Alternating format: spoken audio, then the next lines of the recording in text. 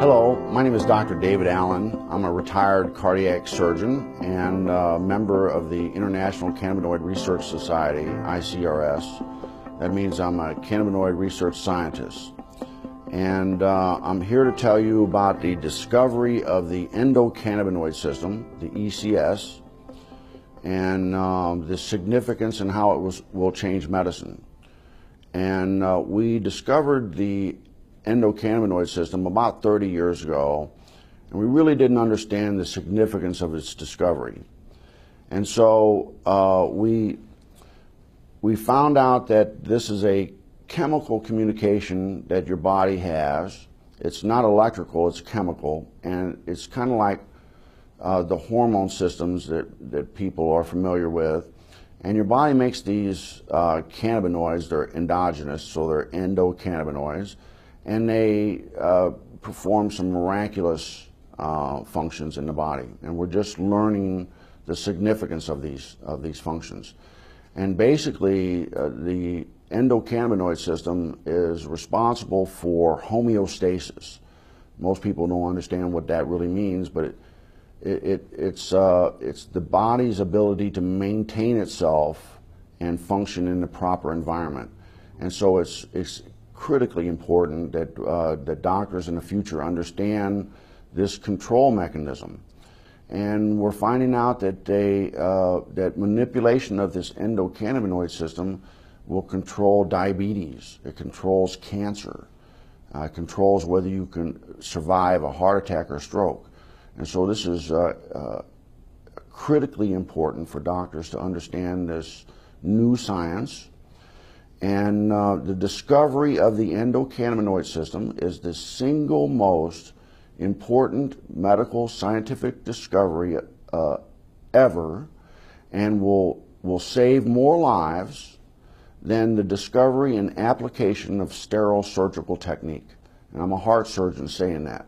So more people will be saved by manipulation of the endocannabinoid system than are currently saved by surgery.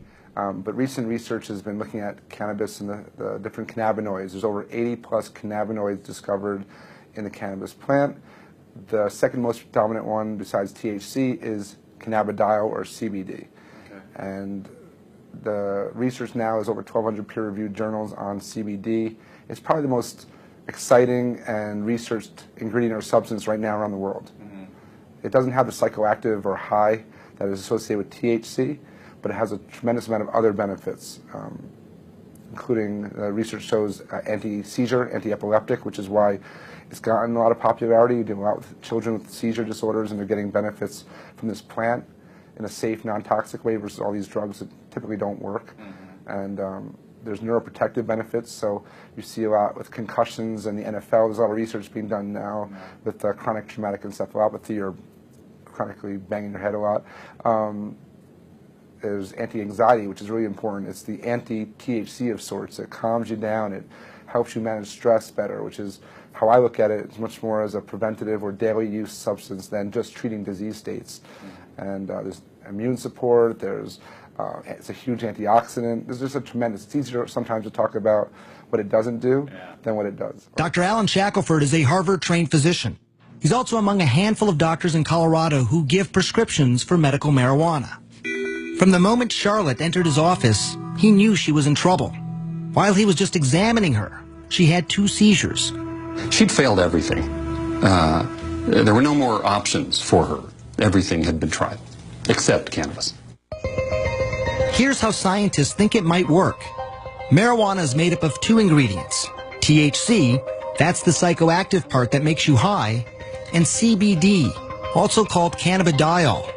It's the CBD that scientists think modulates electrical and chemical activity to help quiet the excessive activity in the brain that causes seizures. I've been telling my patients to cut. Dr. Julie Holland is the editor of The Pot Book, a complete guide to cannabis.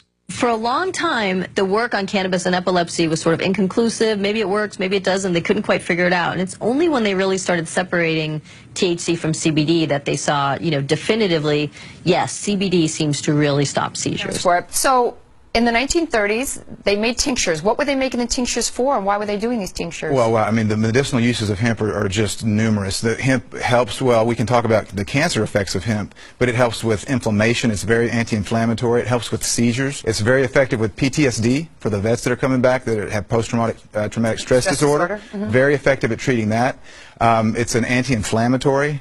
But then the uses of hemp for cancer, what I've studied, because of my book, Cancer Step Outside the Box, and the number of cancers, there's about a dozen different cancers that have been studied in depth with medicinal marijuana, with hemp. And so the studies, from brain cancer to prostate cancer to pancreatic cancer, uterine cancer, cervical cancer, prostate cancer, it's amazing. Okay, so what is in hemp that it's this THC, correct? Well, there's chemicals that are called cannabinoids. Right. THC is short for delta-9 tetrahydrocannabinol. I'm glad you said it because I couldn't. That's the only time I'll get it right. I'm glad I got it right. So that's the one, THC is the one cannabinoid that everyone's familiar with. That's the one that's psychoactive, and that's the one that gets you high if you smoke it. Okay. But there's other cannabinoids. One is called CBD, cannabidiol, and it's very medicinally used. There's no psychoactive component of CBD. So what do? Extract these and make tinctures, or you can make tea out of? You can make tea. You can eat it. It's a great superfood. You're into raw. A lot of people use raw hemp in their superfood. Well, do you get high off of hemp if you eat it as a superfood? No, well, or just the seeds. You've got to heat the THC to make it become psychoactive. So people that eat the plant, they put in a smoothie. You know, the super green smoothies. Right. You're not going to get high off of that because you didn't superheat it. But is it then, if you put it in a smoothie like that, is it good prevention to cancer? It is. It's very well. It's got a perfect ratio of omega-3 to 6 fatty acids. It's got more GLA, gamma-linolenic acid, than any other plant. So it's got some really great fats. You're well aware of the importance of good fats in your diet. Yeah. So hemp has it's a perfect superfood to eat. But it's also medicinal. I just never understood why hemp had gotten such a bad rap, and now I understand that it was really politically motivated by somebody who owned basically trees and didn't want to be in competition with the hemp to make paper. And yet, throughout the years after that, so many people suffered because of that. Yeah. So I guess it's actually a good thing that people are coming around a little bit. It is. I'm really encouraged about the different legislation in different states that are trying to legalize medicinal hemp because of the fact that it is so good. It's not just a superfood. It's not just great for industrial uses, as we've mentioned, but it's a really good medicine. Thank you so much for coming on, Ty. I really appreciate you being here. Thank you, Carol.